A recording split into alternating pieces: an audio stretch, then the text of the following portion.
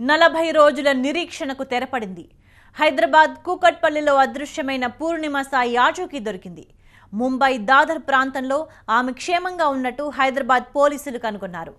గత నెల 7న అదృశ్యమైన పూర్ణిమ కోసం వేర్వేరు బృందాలుగా విడిపోయి పోలీసులు విశ్వ ప్రయత్నమే చేశారు. చివరకు నిన్న ఆమె ఆచూకీ తెలుసుకున్నారు. బిడ్డ జాడ తెలియడంతో కన్నవాళ్లు బంధువులు ఊపిరి పీల్చుకున్నారు.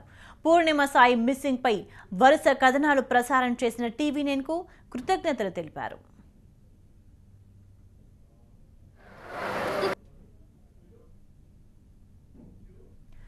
బాచుపల్లి పోలీస్ స్టేషన్ పరిధిలోని నిజాంపేటలో జూన్ 7న అదృశ్యమైన 10వ తరగతి విద్యార్థి పూర్ణిమ సాయి ముంబైలోని ఓ స్వచ్ఛంద సంస్థ నిర్వహిస్తున్న హోంలో క్షేమంగా ఉంది.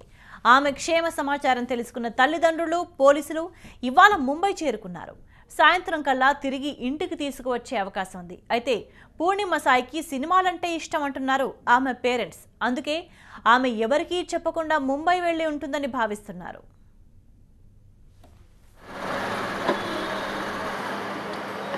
జూన్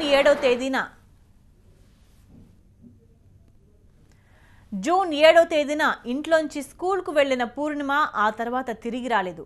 ఆందోళన చెందిన తల్లిదండ్రులు స్కూల్లో ఎంక్వైరీ చేశారు. అయితే ఆ రోజు స్కూల్కి రాలేదని యాజమాన్యం చెప్పడంతో తల్లిదండ్రులు పోలీసులకు ఫిర్యాదు చేశారు. కేసు నమోదు చేసిన పోలీసులు ప్రత్యేక బృందాలు ఏర్పాటు చేసి గాలింపు చర్యలు చేపట్టారు. ఎటువంటి ఆధారం లభించకపోవడంతో తల్లిదండ్రులు కన్నీరు మున్నీరయ్యారు. నిన్న ఆమె ఆచూకీ దొరకడంతో తల్లిదండ్రుల ఆనందానికి అవధులు లేకుండా పోయింది.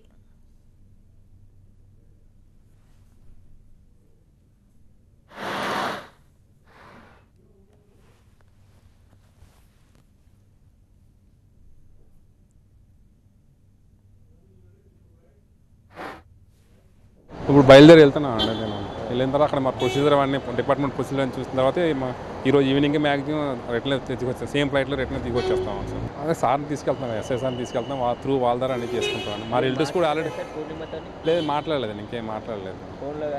లేదు, ఇంకేం మాట్లాడలేదు. ఫోటో బట్టి ఓకే అని వెళ్ళిన తర్వాత మీతో చూస్తాం సార్. పాప దొరికింది కదా, సంతోషం. మేము పాపను తీసుకుని వచ్చినాము. Okay, thank you. జూన్ 7 నుంచి కనిపించకుండా పోయిన పూర్ణిమ ఆ రోజే రైలెక్కి ముంబైకి వెళ్లిందని పోలీసుల విచారణలో వెల్లడైంది. ముంబైలోని ఓ లాడ్జ్ ముందు పూర్ణిమ తచ్చాడుతుండగా ముంబై పోలీసులు ఆమెను పట్టుకుని ప్రశ్నించారు. తన పేరు అనికాశ్రీ అని, తల్లిదండ్రులు చనిపోయారని పోలీసులతో చెప్పింది. హైదరాబాద్లోని ఓ ఆశ్రమం నుంచి వచ్చానని చెప్పింది. దీంతో ముంబై పోలీసులు ఓ స్వచ్ఛంద సంస్థ ఆధ్వర్యంలో నడుస్తున్న హోంకు తరలించారు.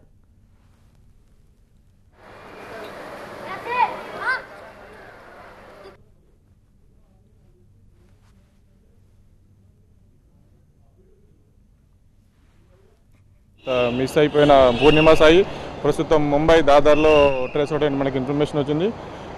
గత 7వ తారీఖు నుంచి సిపి గారి పర్యవేక్షణలో 14 బృందాలుగా విడిపోయిన పోలీసులము చిట్ట చివరికి ముంబైలో ఉన్నట్టు మనం ట్రేస్ చేయడం జరిగింది. సో ఇప్పుడు ముంబై కమిషనర్ గారి ఇన్ఫర్మేషన్ ప్రకారం మేము ఇప్పుడు వెళ్తున్నాం వాళ్ళ పేరెంట్స్ తీసుకొని.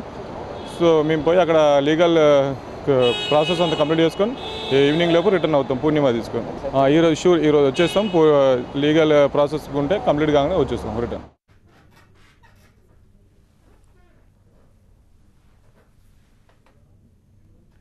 మొత్తానికి పూర్ణిమ క్షేమంగా ఉన్నట్టు తెలియడంతో తల్లిదండ్రులు ఊపిరి పీల్చుకున్నారు. బర్త్డే రోజే పూర్ణిమ ఆచూకీ దొరకడం చాలా ఆనందంగా ఉందన్నారు.